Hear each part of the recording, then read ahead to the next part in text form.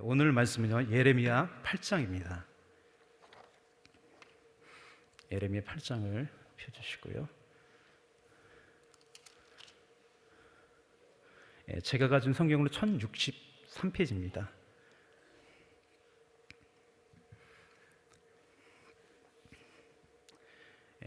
다 같이 함께 읽겠습니다.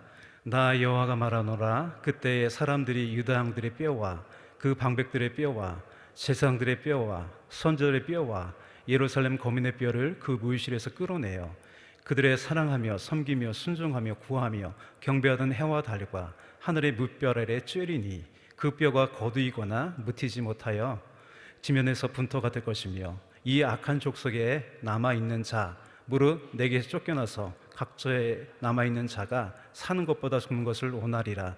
만군의 여호와의 말이니라. 너는 또 그들에게 말하기를 여호와의 말씀에 사람이 엎드러지면 어찌 일어나지 아니하겠으며 사람이 떠나갔으면 어찌 돌아오지 아니하겠느냐. 이 예루살렘 백성이 항상 나를 떠나 물러가면 어찌미뇨. 그들이 거짓을 고집하고 돌아오기를 거절하도다. 내가 귀를 기울여 들은즉 그들이 정직을 말하지 아니하며 그 악을 뉘우쳐서 나 행한 것이 무엇인고 말하는 자가 없고 전정을 향하여 달리는 말같이 각각 그 길로 행하는도다. 공중의 학은 그 정한 시기를 알고 반구와 제비와 두루미는 그 올 때를 지키거늘 내 백성은 여호와의 규례를 알지 못하는도다 하셨다 하라. 너희가 어찌 우리는 지혜가 있고 우리에게는 여호와의 율법이 있다 말하겠느냐. 참으로 성기관의 거짓붓이 거짓되게 하였나니 지롭다 하는 자들은 수욕을 받으며 경황 중에 잡히리라. 보라, 그들이 나 여호와의 말을 버렸으니 그들에게 무슨 지혜가 있으랴. 그러므로 내가 그들의 아내를 타인에게 주겠고 그들의 전지를 그 차지할 자들에게 주리니 그들은 가장 작은 자로부터 큰 자까지 다 탐남하며 선자로부터 제사장까지 다 거짓을 행함이라. 그들이 내 딸 내 백성의 상처를 심상히 고쳐주며 말하기를 평강하다 평강하다 하나 평강이 없도다. 그들이 가증한 일을 행할 때 부끄러워하였느냐? 아니라 조금도 부끄러워 아니할 뿐 아니라 얼굴도 붉혀지지 아니하였느니라. 그러므로 그들이 엎드러질 자와 함께 엎드러질 것이라. 내가 그들을 벌할 때에 그들이 거꾸로 지리라. 여호와의 말이니라. 여호와께서 말씀하시되 내가 그들을 진멸하리니 포도나무에 포도가 없을 것이며 무화과 나무에 무화과가 없을 것이며 그 잎사귀가 마를 것이라. 내가 그들에게 주는 것이 없어지리라 하셨나니 우리가 어찌 가만 앉았으랴. 오일지어다 우리가 견고한 성읍들로나 들에 가서 거기서 멸망하자. 우리가 여호와께 범죄하였으므로 우리 하나님 여호와께 우리를 멸하시며 우리에게 독한 물을 마시우심이니라. 우리가 평강을 바라나 좋은 것이 없으며 고치심을 입을 때를 바라나 놀라운 뿐이로다. 그 말의 부르짖음이 단에서부터 들리고 그 준마들이 우는 소리에 온 땅이 진동하며 그들이 이르러 이 땅과 그 소유와 성읍과 그 중에 거민을 삼켰도다.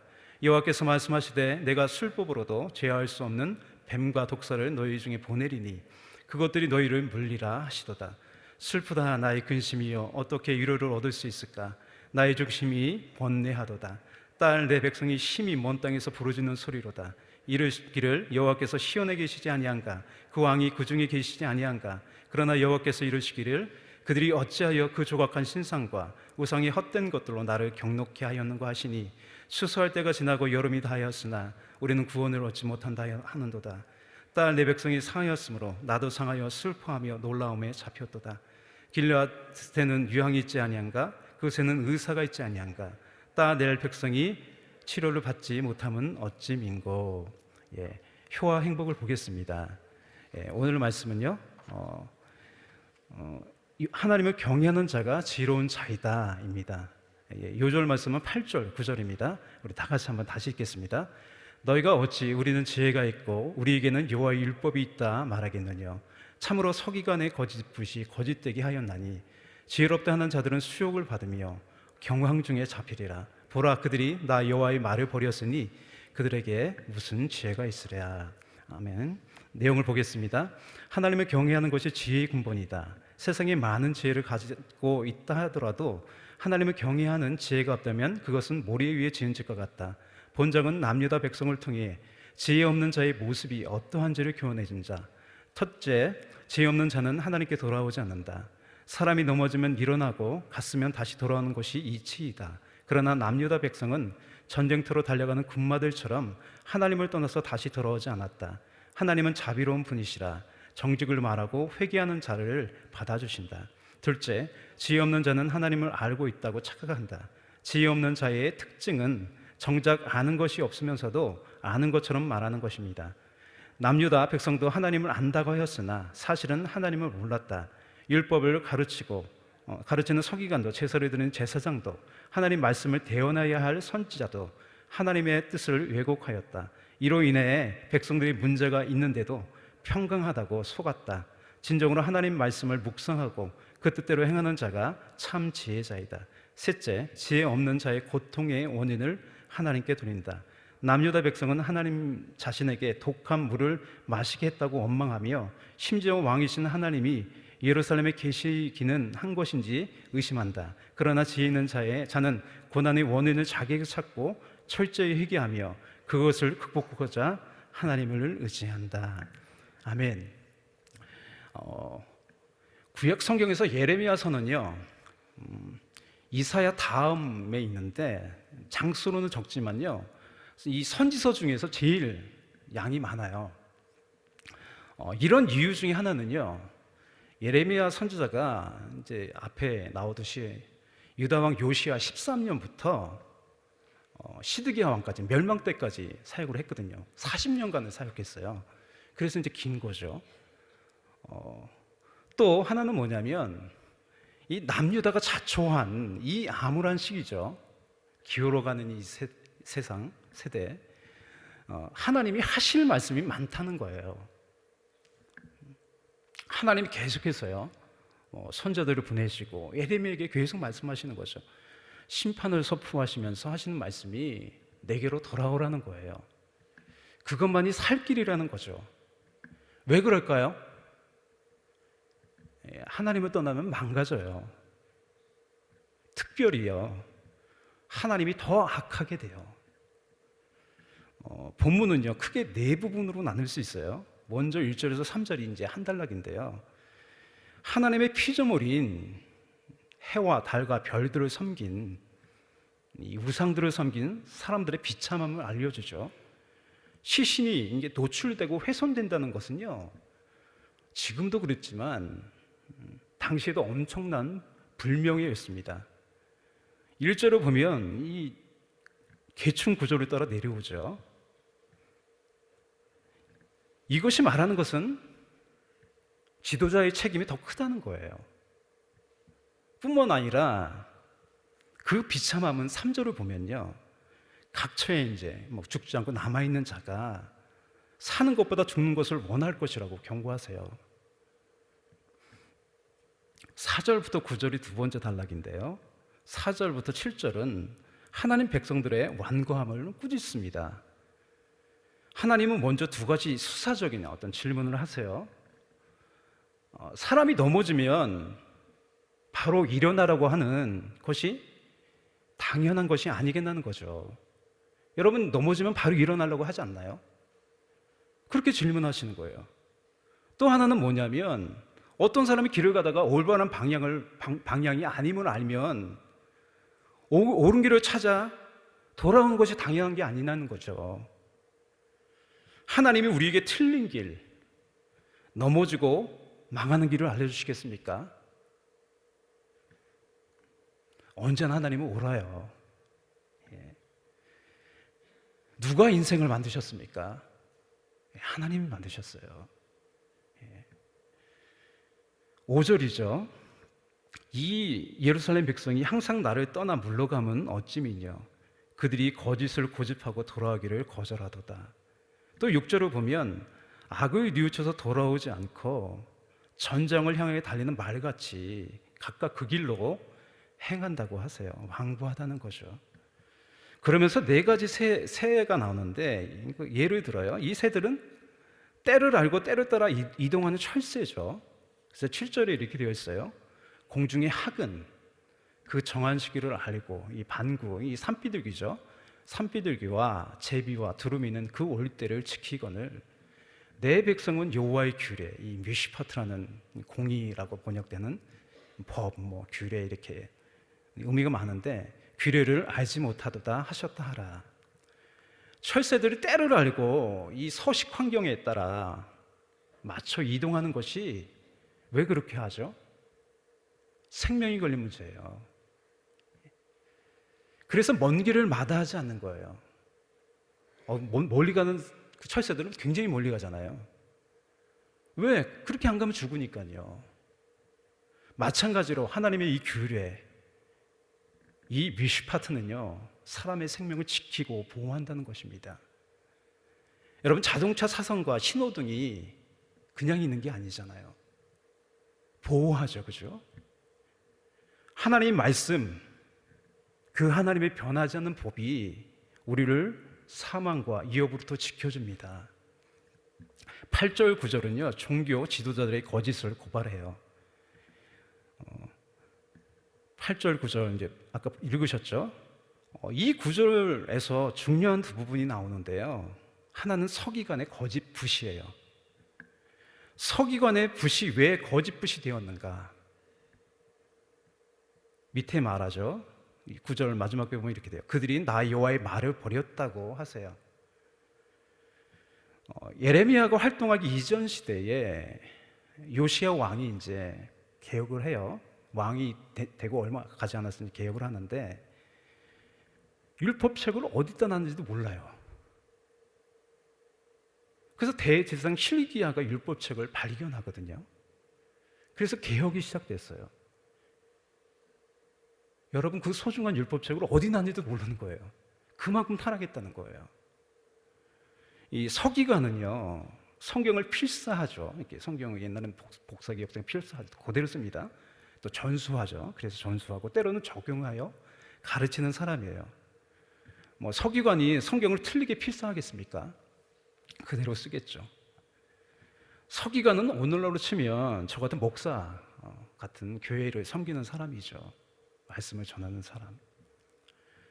이 서기관들의 거짓 붓을 적용하면요, 뭐냐면 자신의 중심에 하나님 말씀이 없으면서 말씀을 먼저 자신에게 적용하지 않고 말만 그렇듯하게 하는 거예요. 그게 거짓 붓이라는 거죠. 하나님 말씀이 삶으로 증거되지 않는 거예요. 말만 번지를 한 거죠. 이 로마서가, 제가 로마서 강의를 좀 했었는데, 로마서는 복음에 대한 그냥 논리적인 글이 아니라 복음으로 사는 바울의 삶이 들어있어요. 그래서 이 바울의 삶이 이 로마서, 이 복음을 주석해요. 설명해요. 이것이 교역자만의 얘기일까요? 예수님 믿는다고는 하는 저 사람 말과 행동을 보니 하나님 안 계신 게 분명해. 거짓 붓이죠. 바울은 고린도 교인들에게, 또 우리에게 이렇게 말합니다. 고린도후서 3장 2절 3절입니다. 너희가 우리의 편지라 우리의 마음에 썼고 무엇 사람이 읽고 읽는 바라. 너희는 우리로 말미암아 나타난 그리스도의 편지니 이는 먹으로 쓴 것이 아니요 오직 살아계신 하나님의 영으로 한 것이며 또 돌비에 쓴 것이 아니요 오직 육의 신비에 한 것이라. 여러분, 날마다 하나님 말씀, 주님을 품고 살아서 그리스도의 편지가 되시기를 주님의 이름으로 축복합니다. 다음 단락 10절에서 17절은 하나님 말씀을 버림으로 거짓된 사람들의 열매에 관한 거예요. 하나님 말씀을 버리잖아요. 그러면 열매가 맺힐 거 아니에요. 아주 다양하게 맺히죠. 그래서 죄라는 것은요, 어떤 상태에 대한 드러남 또는 열매예요. 예수님은 너희가 나를 떠나서는 아무것도 할 수 없다고 하셨어요. 하나님을 떠난 상태가 선이 아니라 악이고요, 진실이 아니라 거짓이에요. 그 악의 열매가 죄예요, 죄. 내 상태에 따라, 내가 어디 있는가에 따라 필연적으로 열매가 맺히게 되어 있어요. 여러분, 주님을 가까이 하시면 선의 열매가 맺히는 거예요, 그죠? 근데 주님을 멀리하면 어떻게 돼요? 악의 열매, 죄가 열리는 거예요. 그래서요, 이 선악과를 따먹잖아요. 따먹고 숨은 아담을 향해 하나님 뭐라고 말씀하십니까? 내가 어디 있느냐? 어디 있는지 몰라서 하는 얘기가 아닙니다. 네 상태가 지금 어디냐는 거예요. 네 포지션이 어디냐는 거예요. 그래서 아담이 이렇게 얘기를 하죠. 내가 벗었으므로 두려워하여 숨었어요. 이게 아담의 상태를 적나라하게 보여주는 거예요.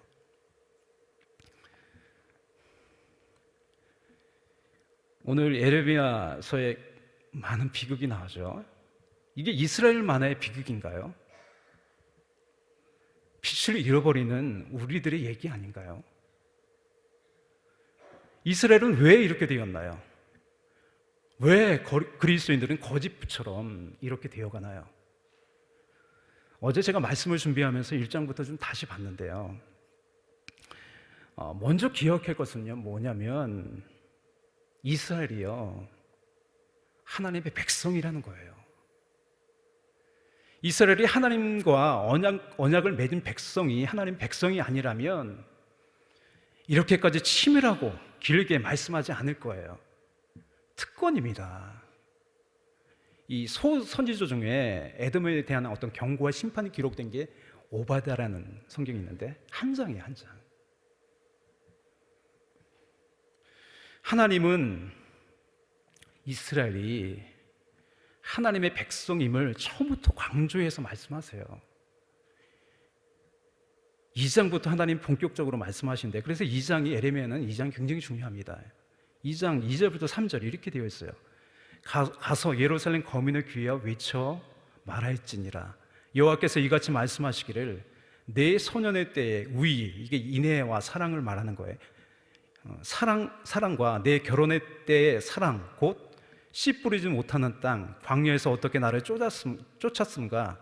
내가 너를 위하여 기억하노라.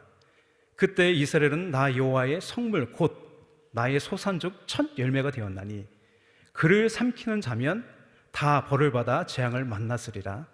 여호와의 말이니라. 하나님이 선택하시고 구원하셨어요. 자기 백성 삼으셨어요. 그러니 이스라엘을 보호하시는 거예요. 이스라엘은 다른 나라와 구별된 하나님이 부르시고 구원하신 하나님 백성이었습니다. 그런 특권, 그런 하나님을 가진 사람들이 무익한 것과 하나님을 바꾸었다는 거예요. 그래서 2장 11절에 이렇게 되었어요. 어느 나라가 그 신을 신 아닌 것과 바꾼 일이 있느냐? 그러나 나의 백성은 그 영광을 무익한 것과 바꾸었도다. 이것은 말이 안 되는 거죠, 그죠? 그래서 이렇게 탄식하세요. 너 하늘아, 이 일을 인하여 놀랄지어다. 심히 떨지어다. 두려워할지어다. 여호와의 말이니라. 내 백성이 두 가지 악을 행하였나니 곧 생수의 근원되는 나를 버린 것과 스스로 판 응동인데 그것은 물을 젖주지 못할 터진 응동이니라. 하나님의 백성들이 우상을 섬긴다는 것은 뭐냐면 하나님의 있어야 할 자리에 다른 것을 하나님을 대체해 갖다 놓는 거예요. 그러니 경우에 따라 필요에 따라 이 우상들이 많아지는 거예요. 2장 28절 이렇게 말합니다. 내가 만든 내 신이 어디 있느니요? 그들이 너희의 환난을 당할 때 구원할 수 있으면 일어날 것이니라. 유다여, 너희 신들이 너희 성읍소와 같도다. 그렇게 하나님을 버리고 다른 것을 섬기면 어떻게 됩니까? 하나님은 유다에게 무엇이라고 말씀하면요, 북이스라엘이 136년 전에 먼저 멸망했어요, 그죠? 남유다가 그것을 보면서도 깨닫지 못하는 거예요. 그러면서 하나님은요, 북이스라엘보다 남유다가 더 나쁘다고 하세요. 어떻게 말씀하시냐면요, 북이스라엘은 배반했대요. 배신했대요. 근데 남유다는요, 반역했대요. 북이스라엘은 배신했는데 남유다는 반역을 했대요. 또 북이스라엘은 간음을 했는데 남유다는요, 행음, 매춘을 했대요. 그게 3장 8절이에요. 내게 배역한 이스라엘이 간음을 행하였으므로 내가 그를 내어 쫓고 이혼서까지 주었을 때 그 폐역, 반역이죠. 반역한 자매 유다가 두려워 아니하고 자기도 가서 행음 매춘함을 내가 보았노라. 여러분, 우리나라는 신앙생활을 편하게 합니다. 그렇죠? 교회 간다고 누가 뭐라고 하지 않아요. 그렇죠? 그런데 지구상에 목숨을 걸고 신앙생활하는 사람이 아직도 많아요. 멀리 볼 곳 없어요. 이곳에서 불과 수십 킬로 떨어진 북한이 그렇잖아요. 그렇죠? 또 저도요, 늘 교회에 있는 사람인데 이렇게 멀리서 힘들게 오시는 분보다 제가 기도 많이 안 하고 열심히 안 하면 남유다 같은 거예요. 남유다 같은 거예요.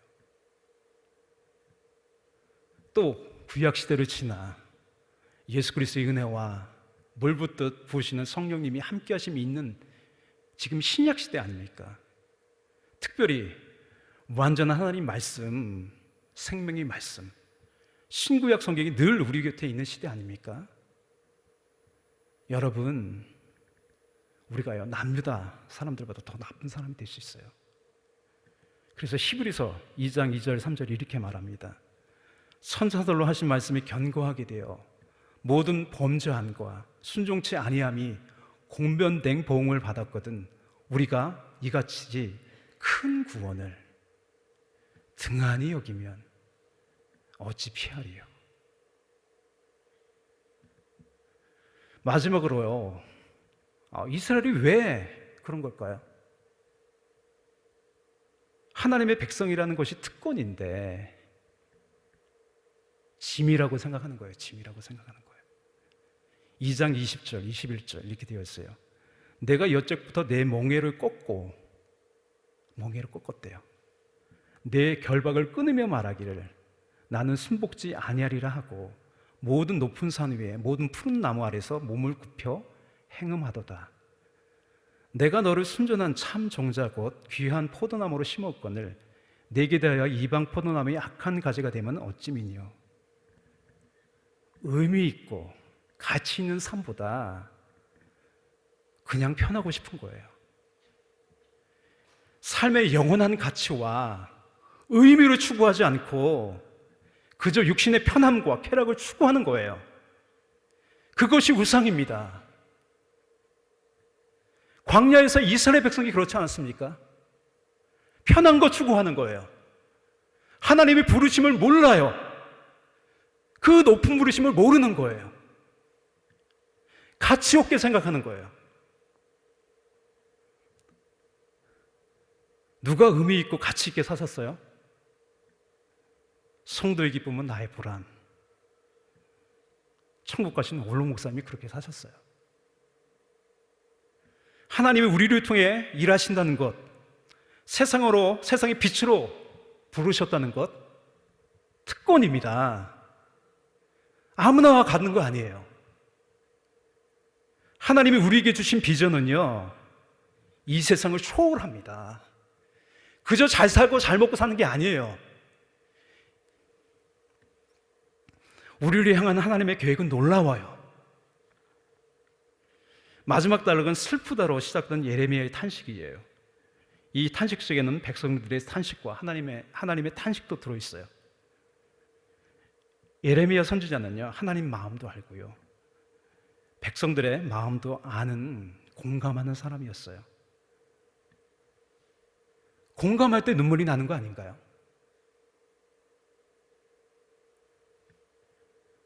이건 놀라운 특권입니다. 여러분도 예레미야 같은 사람 되시기를 축복합니다.